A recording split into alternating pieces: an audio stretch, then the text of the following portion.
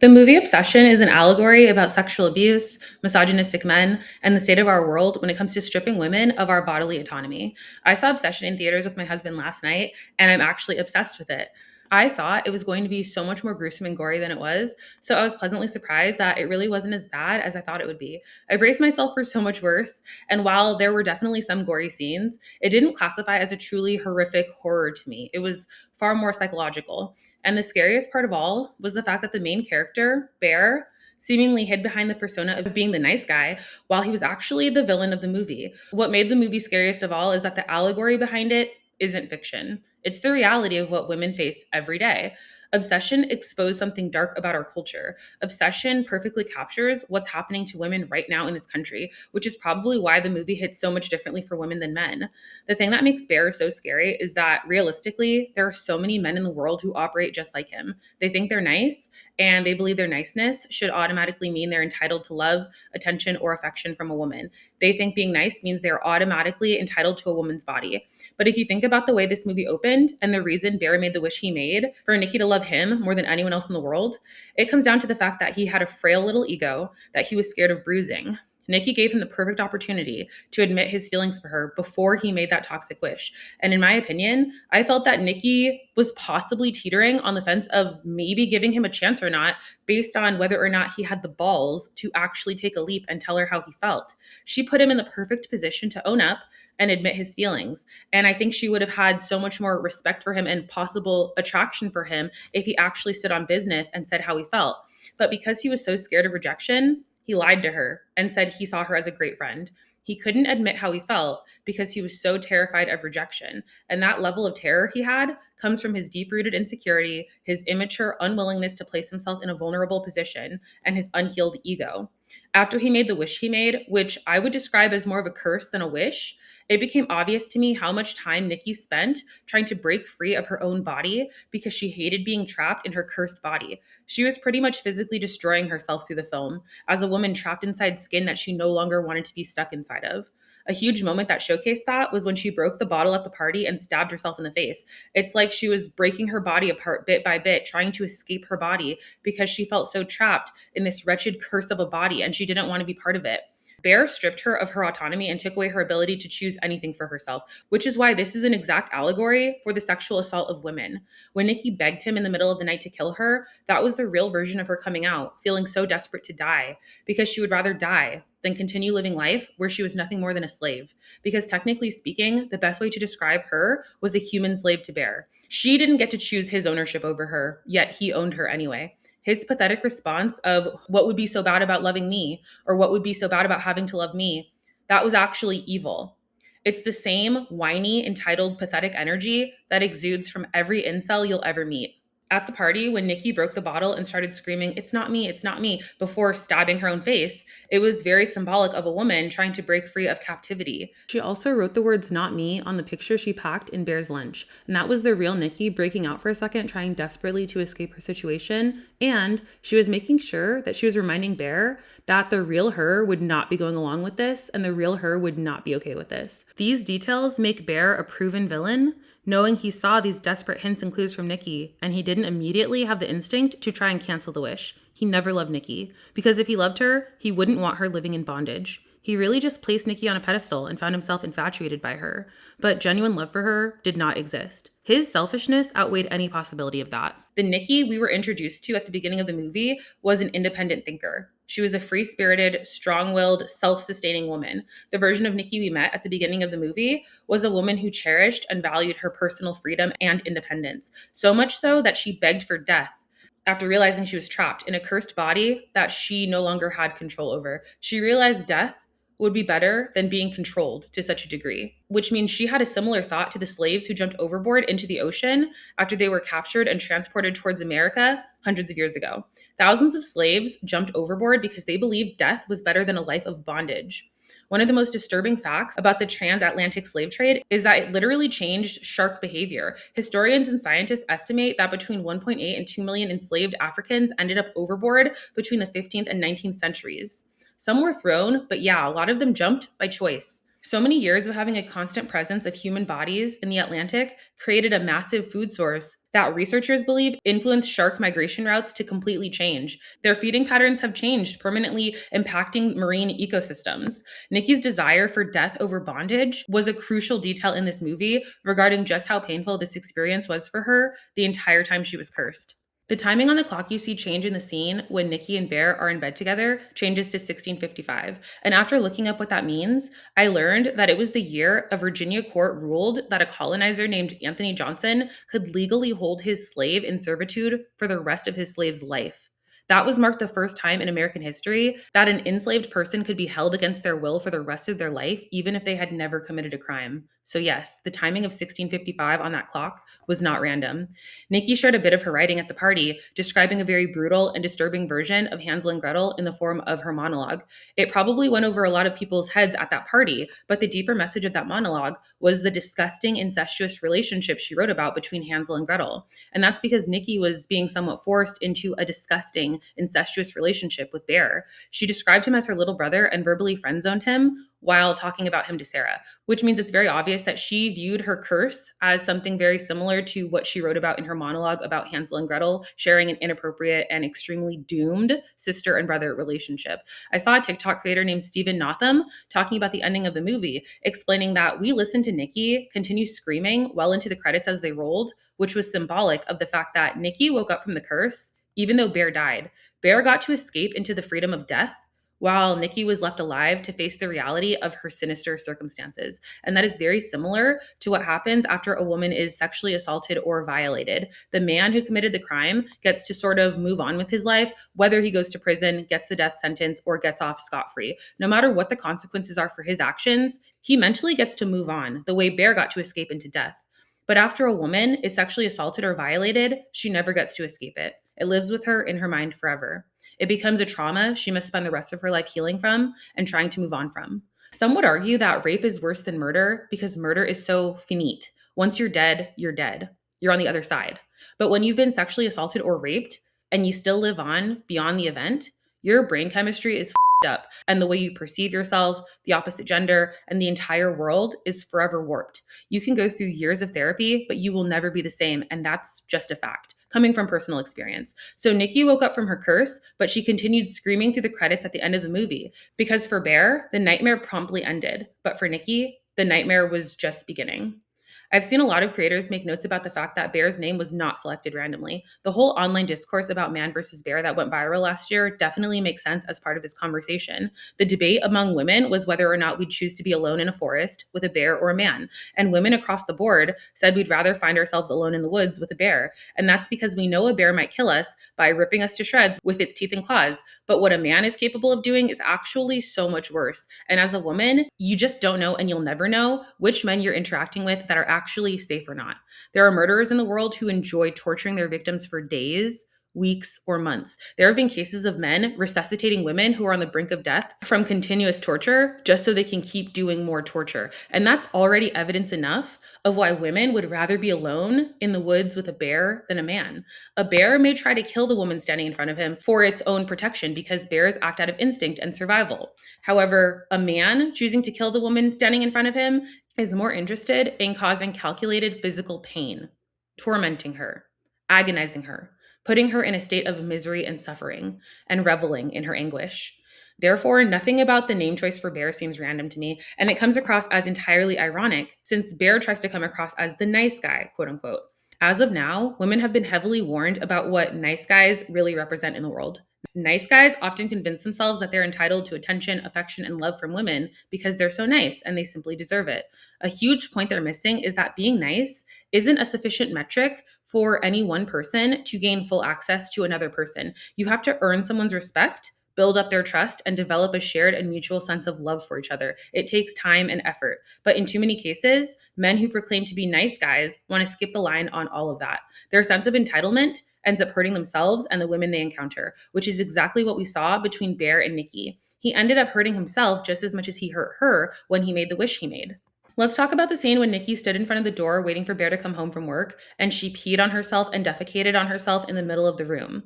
It reminded me of the scene from the movie Split, when three teenage girls get kidnapped by Kevin, and the one girl who has experienced abuse from her own father warns the other girls to pee on themselves to avoid getting sexually assaulted by Kevin. So when I saw Nikki doing that, it felt like a form of rebellion coming from the real Nikki who was hidden away deep inside. She didn't want to be defiled by him, so she defiled herself on the carpet as a form of rebellion instead, because she was silently fighting back.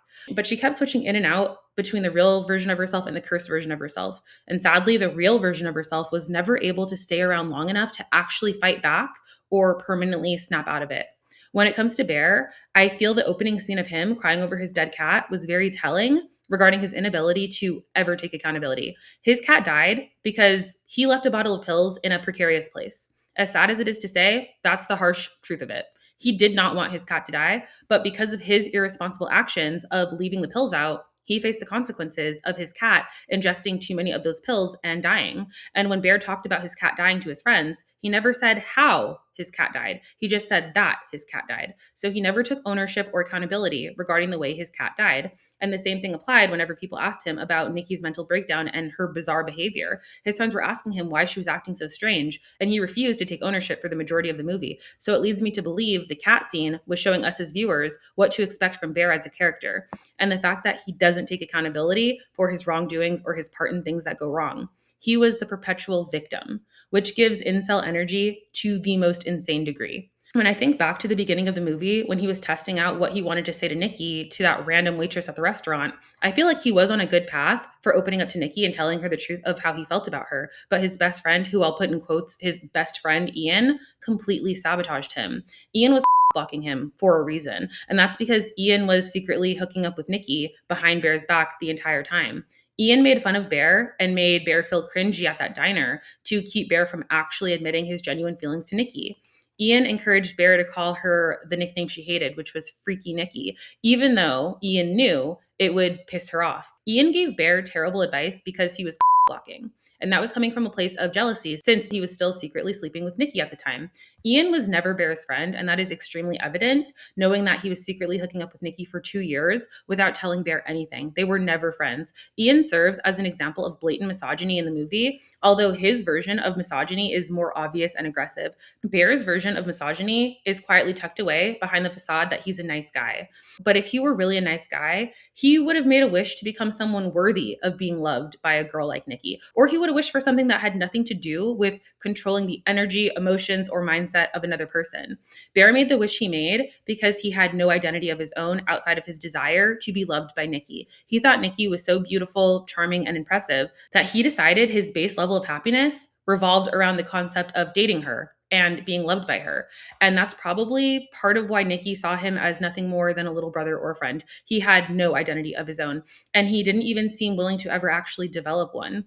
I saw another creator named Mandy Bossard who described the lack of identity inside Bear's home. He inherited the home from his grandmother, but he never decorated it in any real way or made it a place that suited him and his own taste because he lacked identity. Living in his grandmother's home and keeping it completely untouched, as if his grandmother were still the one alive and running the house, is complete proof that Bear lacks identity. He based his identity around getting love and attention from Nikki, which means he had no identity really to begin with. And when you analyze Nikki as a character, you realize that she's the type of girl who very quite possibly could have been attracted to Bear if he had an identity of his own, or if he had taken the bait when she put him on the spot asking him if he liked her. She wanted to see some semblance of confidence, swagger, and big energy out of him, but he constantly crumbled and failed. He needed to know without a shadow of a doubt from Nikki that she was interested in him before he was willing to put himself on the line because he feared her rejection to such an extreme level. And that's what made him such an unattractive weakling to her.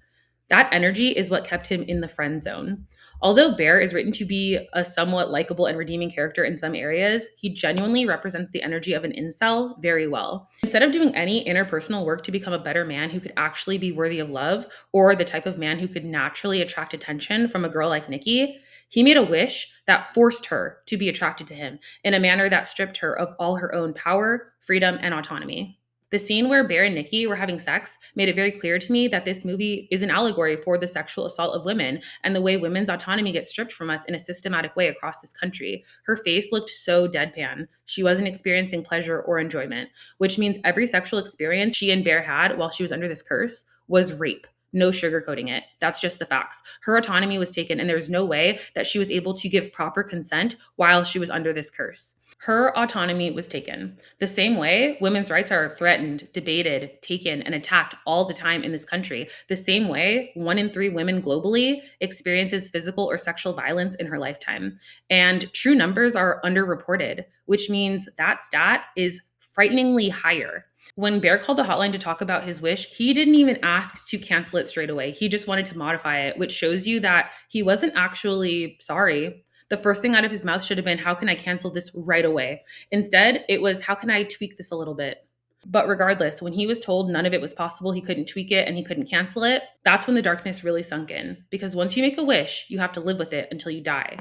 The man who answered the hotline told Bear he could break the curse through death, which goes hand in hand with what I'm talking about. Once a sexual assault occurs, it cannot be undone. Yes, the person who did the assault will live with the fact that they assaulted someone else, but the victim is far worse off. The attacker may or may not grapple with feelings of guilt every once in a while, but that's debatable. It's debatable if attackers ever even feel bad for what they've done. And the ones who do have remorse still get to move on with their lives without thinking of it every day. The person who was assaulted is the one who faces the bulk of the agony. Psychological trauma rewires the way your brain functions, and there's no way to switch it off or go back to the person who you were before. It's actually impossible. One of the most disturbing things I noticed during my movie watching experience at the movie theater were the guys at the back of the theater yelling jokes during the sex scenes about how Bear was finally getting it in. And that was so repulsive to me. I told my husband at the time how disappointed and disgusted I was. A lot of guys watching that scene didn't even realize that they were actually watching a moment of unconsensual sex. They were watching a rape play out right before their eyes, and they were cheering it on. I urge immature individuals to dig a little deeper, think a little harder, and seek a little more individual education on the topic of consent. I find it so sad that Nikki broke free of her curse to look around and find herself surrounded by so much death, blood, and damage that she would have never caused or created if she had her own autonomy the whole time.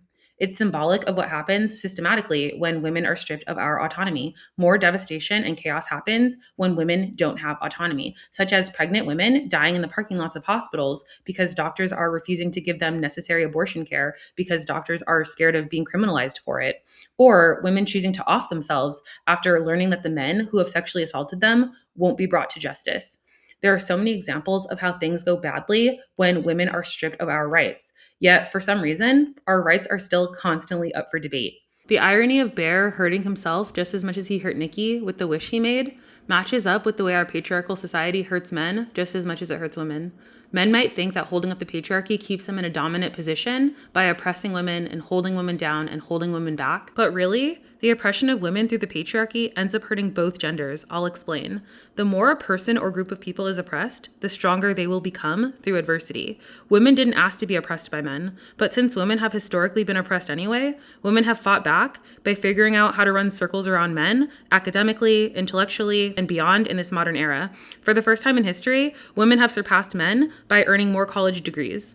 As of this year, single women own significantly more homes than single men across the US. The reason women are doing so well is because adversity makes you stronger, and adversity was forced on women through the patriarchy. While men have historically had things handed to them on a silver platter, such as higher wages, basic respect, greater opportunity for leadership positions, and the ability to show up daily to their workplace environment where they're not facing sexual harassment or discrimination for having women have had to fight through oppression to find individual success. So even though men who are holding up the patriarchy didn't think this far ahead, the patriarchy has forced women to learn how to perform academically, intellectually, and psychologically. The patriarchal oppression of women inadvertently turned women into fighters who are incredibly scrappy and tactical. Beyond that, starting from a young age, the patriarchy teaches boys that they're not allowed to show emotions of sadness, fear, or vulnerability, and if they do, they'll appear weak. Because of this, men end up letting their emotions out in very unhealthy ways later on, like explosive rage, abuse, and worse, because they were never taught how to cope in a healthy way.